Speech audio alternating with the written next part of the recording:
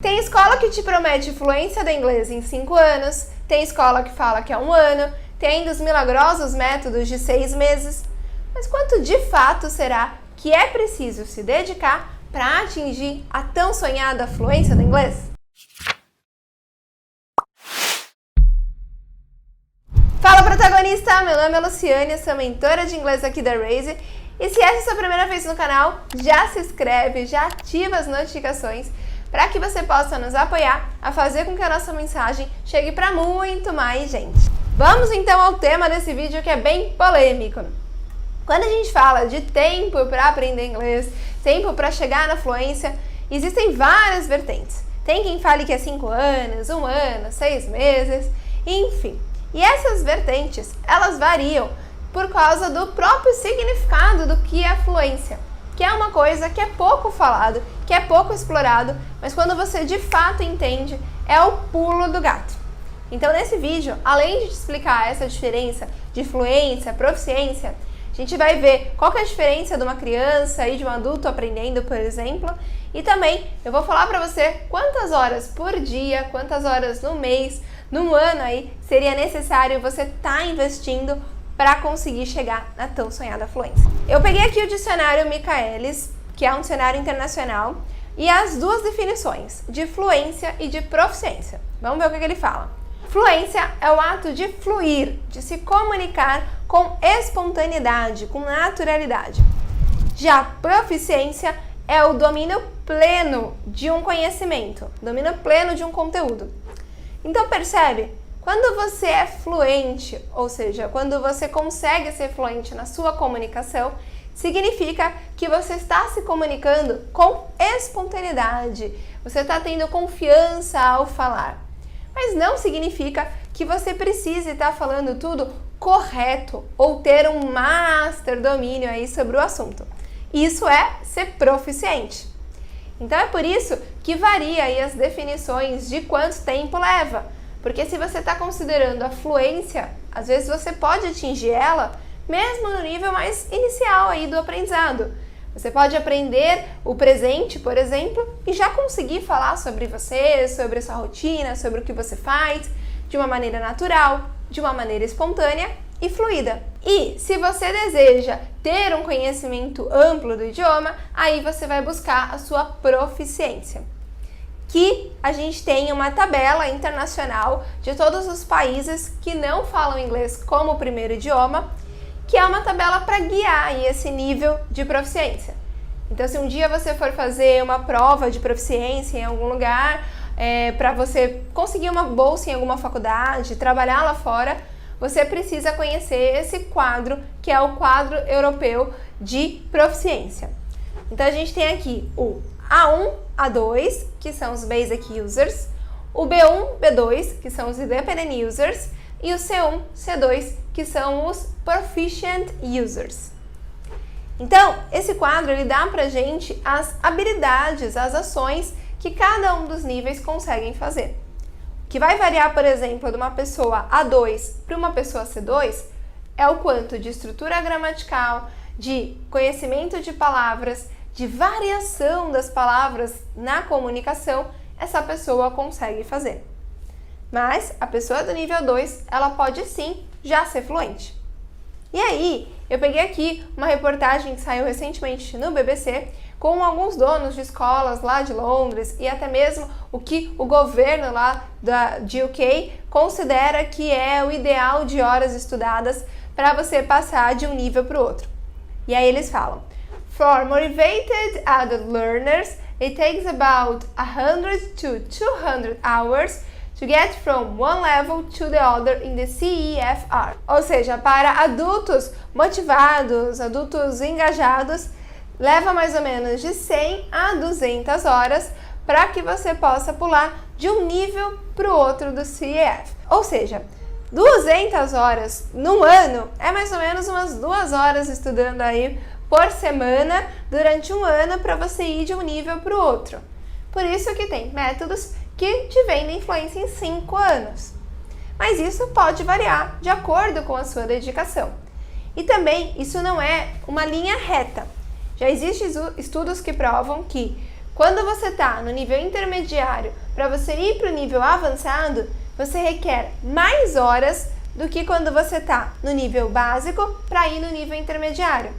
Por quê? Do básico para o intermediário, pensa uma pessoa que nunca estudou inglês antes. Tudo é novo. Então todas as palavras que chegam até você, as estruturas, a tua capacidade de absorver e falar e conseguir memorizar acaba sendo até maior. Quando você está no intermediário, você normalmente já consegue se comunicar, já consegue usar essa habilidade, mas você precisa variar as palavras, variar as estruturas, ampliar o seu vocabulário.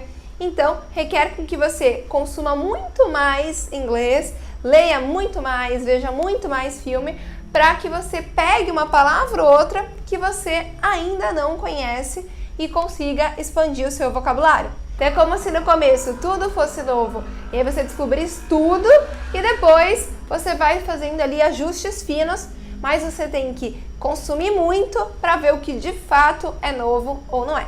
E uma coisa muito importante da gente considerar quando a gente está falando de tempo para estudar, para aprender, não é somente você dedicar horas e horas ali numa semana, ficar, sei lá, 20 horas na semana estudando inglês, sendo que na semana seguinte pode ser que você não consiga.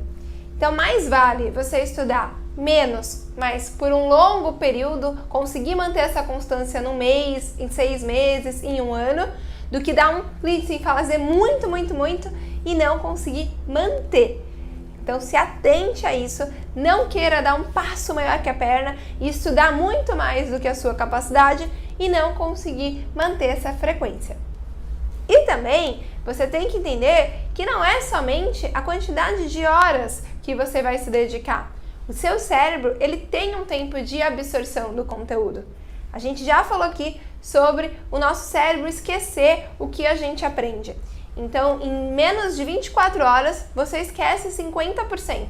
Então, nada adianta você ficar consumindo, tendo lá 8 horas de inglês por dia, se você não revisar, se você não fizer essa revisão espaçada, não conseguir aplicar da maneira correta. Então, é importante entender que essas horas, elas são horas aplicadas, mas de uma maneira direcionada e que essas horas englobem também a parte de você analisar para ver se você está acertando ou errando e refletir o que você pode melhorar. Aqui na Raise a gente gosta muito de considerar o processo do aprendizado não somente nas horas que você está estudando, mas na situação vivenciada. Porque às vezes você investe horas estudando, mas você não chegou a lugar nenhum. E quando você faz esse cálculo aí por situação, fica muito mais palpável. Você consegue de fato sentir que o seu esforço está gerando um resultado. Então, por exemplo, você quer ir viajar, você tem que saber as situações que você vai passar na viagem e saber se você já consegue ou não fazer essas situações. E aí sim, dedicar as horas, mas as horas aplicadas às situações. Imigração, então eu vou estudar 1 hora, depois eu vou fazer simulações de imigração, depois eu vou ver o que eu acertei, vou ver o que eu errei, e aí você consegue ter uma situação fechada e conseguir executar essa situação na vida real. Porque o seu plano de estudos, ele tem que envolver essas 4 partes. É preciso ter criticidade, é preciso analisar o esforço versus o resultado. Então a gente ensinou aqui, inclusive recentemente no vídeo, sobre como montar um plano de estudos. Eu montei com vocês um plano de estudos de 21 dias e a gente aqui na Raise, um dos nossos principais serviços é montar com a pessoa e acompanhar, fazer esse acompanhamento da rotina de estudos. Fazer com que a pessoa invista menos horas e tenha mais retorno, que é o que todo mundo quer, né? Você com certeza quer chegar na fluência mais rápido, mas de uma maneira correta, conseguindo manter, fazendo menos esforço e tendo mais resultado. Para isso você tem que medir. Quem não mede não evolui. Então, dentro dessas horas de estudo, tem que ter as horas da análise e as horas da reflexão incorporada aí, para que você possa estar andando, mas estar andando na direção correta.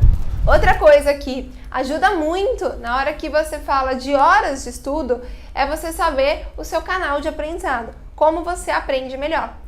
Porque quando você descobre isso, você às vezes vai investir as mesmas horas que você investia antes, só que com o teu canal ajustado, com o canal que você melhor recebe essa informação, você vai ter muito mais aproveitamento daquele conteúdo.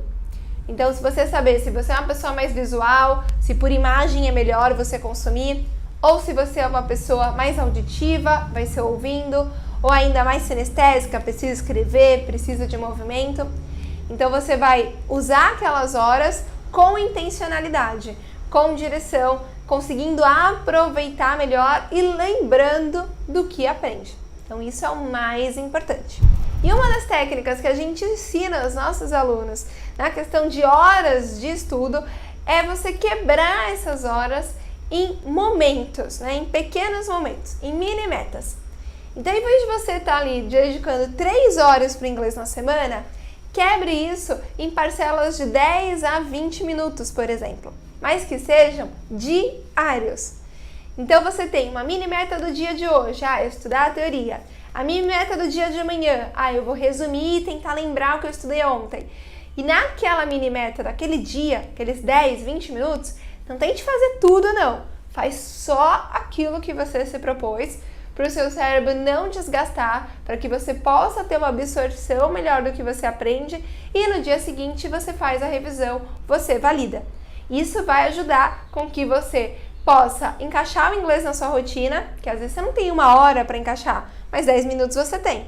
E além disso, vai fazer com que você consiga manter por muito mais tempo. Então, fazendo um resumo para que você possa ter clareza aí da quantidade de horas que você tem que estudar.